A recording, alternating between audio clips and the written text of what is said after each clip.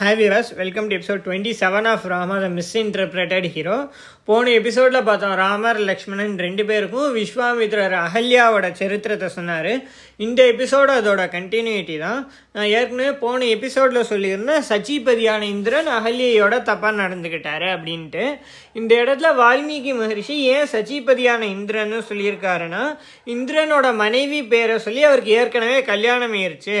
ஏற்கனவே கல்யாணமானவரான் இன்னொரு பெண்ணுங்கிட்ட இப்படி தப்பாக நடந்துக்கக்கூடாது, அதுவும் இன்னொருத்தரோட மனைவிட்ட இந்த தப்பான கண்ணோட்டத்தோட இருக்கக்கூடாதுன்னு சொல்கிறதுக்காக வால்மீகி மகரிஷி அப்படி சொல்லியிருக்காரு.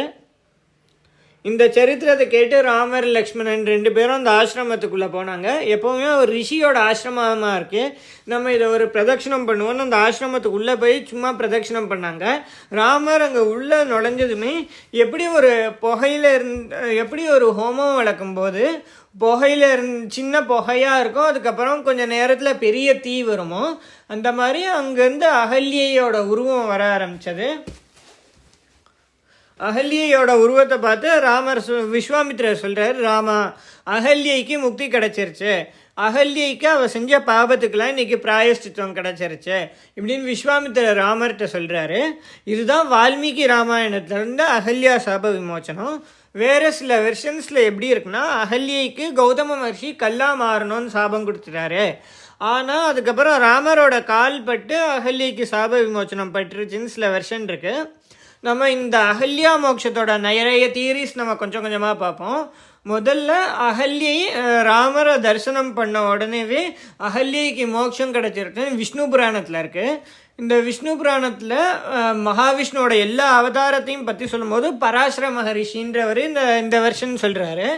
இந்த வெர்ஷனை சப்போர்ட் பண்ணுற மாதிரி நாராயண பட்டத்தின்ற மகான் அவரோட நாராயணியத்துலேயும் சொல்லியிருக்காரு. அவரோட நாராயணியத்தோட முதல் ஸ்லோகத்திலேயே சாந்திரானந்த அவபோதாத்மகம் அனுபமிதம் காலதேசாவதிபியாம் நிர்முக்தம் நித்தியமுக்தம் நிகம சதசஹஸ்ரேன நிர்பாஷ்யமானம் அஸ்பஷ்டம் திருஷ்டமாத்திரே புன உரு புருஷார்த்தாத்மகம் பிரம்ம தத்துவம் தத்தாவத் பாதி சாட்சாத் குரு பவனபுரே ஹந்த பாக்யம் ஜனானாம். நம்ம குருவாயூரில் இருக்கிற குருவாயூரப்பனை நம்ம வேண்டிக்கணும்னு அவசியம் இல்லை. குருவாயூரப்பன் நம்மளை பார்த்தாலோ இல்லை நம்ம குருவாயூரப்பனை பார்த்தாலோ நமக்கு பிரம்ம தத்துவமே கிடைச்சி நமக்கு மோட்சம் கண்டிப்பாக கிடைக்கும்ன்றத நாராயண பட்டத்திரியும் சொல்லியிருக்காரு. அப்படி இருக்கும் விக்கிரகத்தை பார்க்கும்போதே அப்படி இருந்தால் நேரான ராமனை பார்த்ததுனால அகல்யாவுக்கு எல்லாம் விமோச்சனம் கிடைச்சிருச்சுன்னு விஷ்ணு புராணத்தில் சொல்லியிருக்காங்க. கம்பராமாயணத்தில் என்ன சொல்லியிருக்காருன்னா, அகல்யை கல்லா மாறிட்டா ராமரோட பாதம் பட்டு அகல்யைக்கு முக்தி கிடைச்சிருச்சுன்னு சொல்லியிருக்காரு. லேட்டர் எழுதின துளசிதாசரும் அவரோட ராம்சரித் மானஸ்லையும் இதே கம்பரோட தியரியை தான் வழிமொழிஞ்சிருக்காரு. ஆனால் அகல்யை இன்கேஸ் கல்லைட்டாலும் ராமர் மரியாதா புருஷோத்தமன், அவரை விட ரொம்ப வயசு பெரிய, அதுவும் ஒரு ரிஷி பத்னியை அவர் காலால் தொடவே மாட்டார். இதெல்லாம் ராமர் அகல்யை மிதிக்கலைன்றதுக்கு இது வரும்.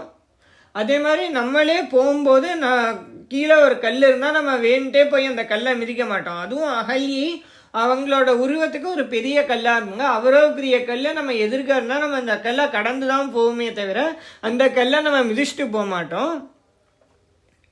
இதனால அகல்யைக்கு ராமர் முக்தி கொடுத்தாருன்றதோட வால்மீகி ராமாயணத்தில் முடிஞ்சிருது. அகல்யைக்கு ராமர் முக்தி கொடுத்தோடனே அந்த இடத்துக்கு கௌதம மகரிஷி வராரு.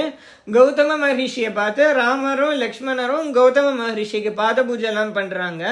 பாத பூஜை பண்ணி முடிச்சுட்டு ராமர் கௌதம மகரிஷிட்ட சொல்கிறாரு, உங்களோட மனைவியான அகல்யா இப்போ திருந்திட்டாங்க, அவங்க செஞ்ச எல்லா பாவத்துக்கும் பிராயஷ்சித்தம் பண்ணிட்டாங்க.